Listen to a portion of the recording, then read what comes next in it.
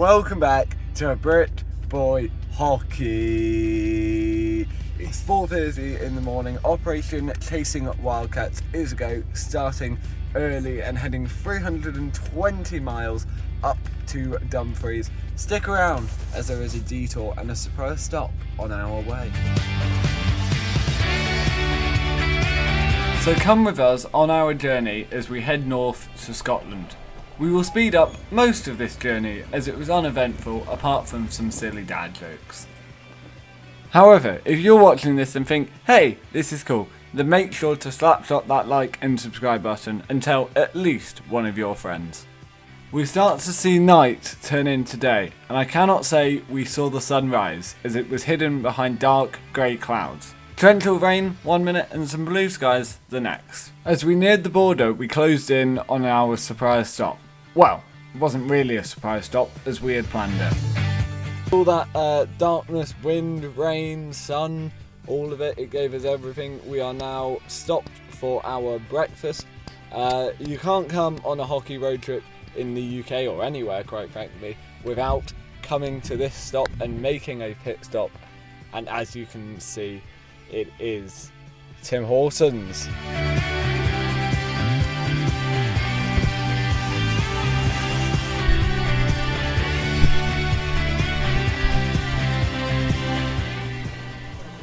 We headed inside and decided what to have for breakfast. I must say the donuts were looking very good this morning. So we are here now in Tim Hortons in Penrith in the UK. The first time that I have been in a Tim Hortons since our trip back to Coquitlam in Canada, where of course we used to live. We've been to multiple Tim Hortons over the years, but yeah, we are still not sponsored by Tim Hortons. So if you're watching this, Tim Hortons, get in contact and make sure to sponsor us.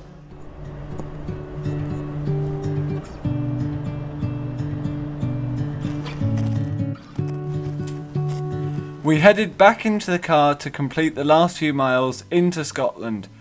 A quick stop at Gretna Green and then on to our final destination, the Dumfries Ice Bowl, the home of the Solway Sharks.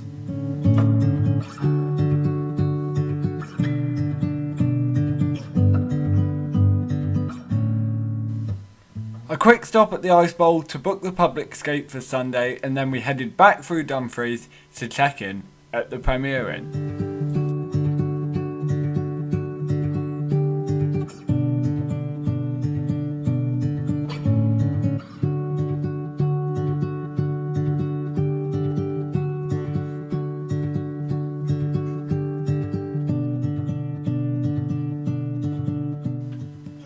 After the check-in at the Premier Inn, we arrived at the Dumfries Ice Bowl for the first game of the weekend. Sadly, we didn't record much footage from this game, but the Solway Sharks came out victorious 5-3 over the Swindon Wildcats.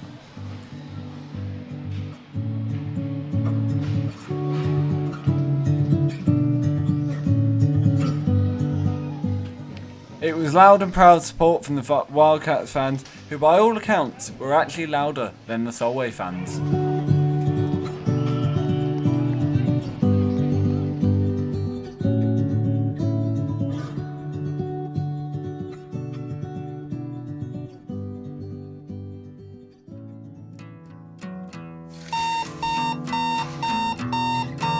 Wake up!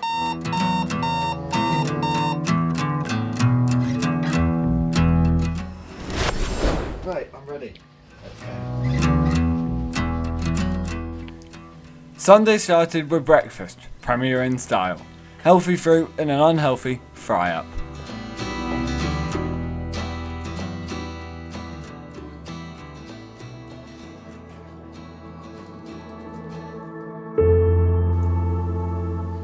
On Sunday we took the journey to Drysdale Cemetery in Lockerbie.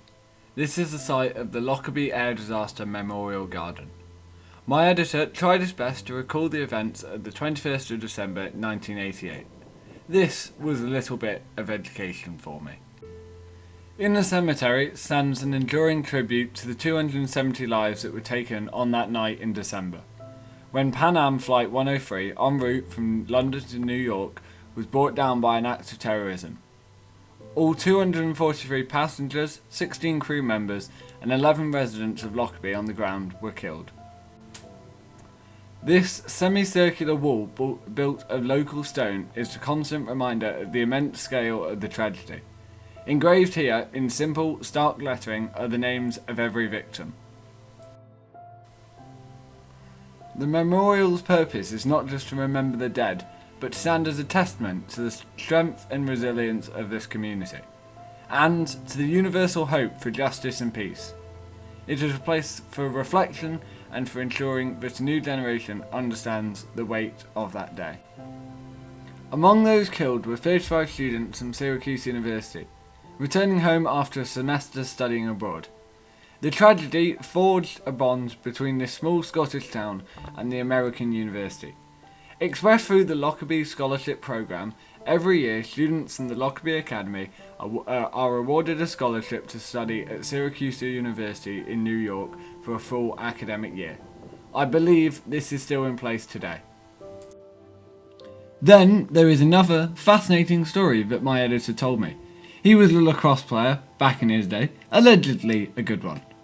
At the time of the disaster, the men's lacrosse team had tragically faded away in Scotland, with the national men's lacrosse team having been dormant for over 80 years. Roy Simmons Jr., the then head coach of the Syracuse lacrosse team, who were dominant in the sport at the time, wanted to pay tribute to the Syracuse students who were on the plane, and to the town of Lockerbie. What better way than to play the Scottish team? However, he was disappointed to find out that there was no such national team in existence. So, with the help of lacrosse players in Britain at the time, a bunch of Scots, led by John Marr, formed Scotland Lacrosse, and to this day they still play in the World Championships.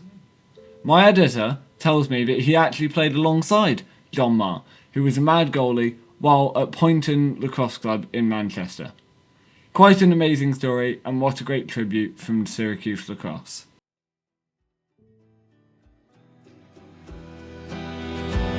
Back to some less serious stuff, some sheep. After having a coffee, we discovered the Lockerbie Ice Rink, so of course, I had to have a skate.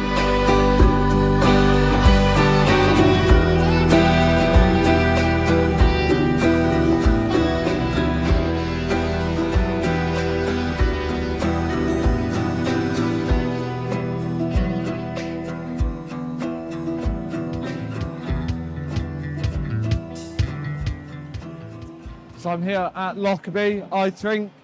I didn't get a skate in yesterday, but I'm going to be getting another one in at Dumfries later.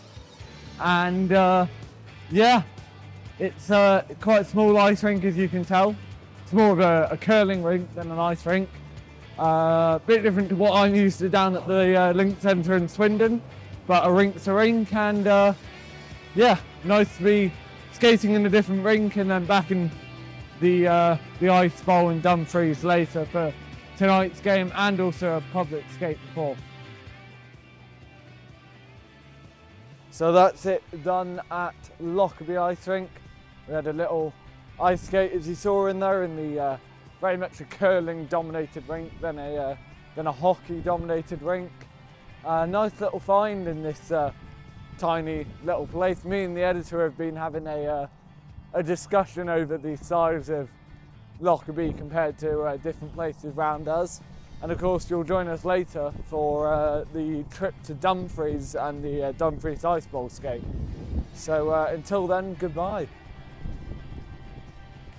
From Lockerbie we headed back to the Premier Inn for a quick stop, and then on to the Ice Bowl for a skate before the game.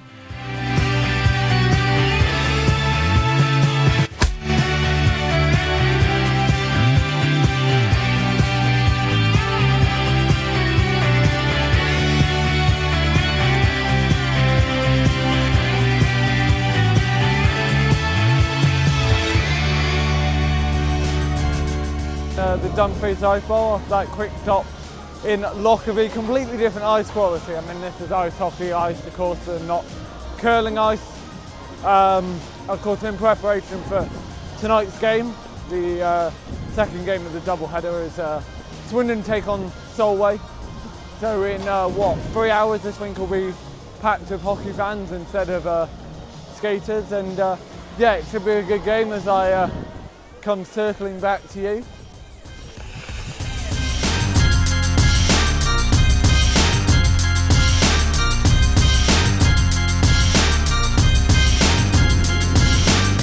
Whilst I was skating, the editor was checking out the curling sheet. When we come back next year, we're definitely going to have a game.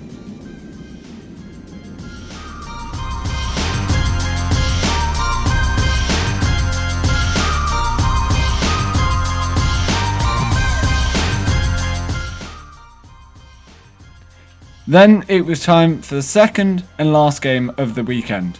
This one was slightly closer and louder than Saturday night.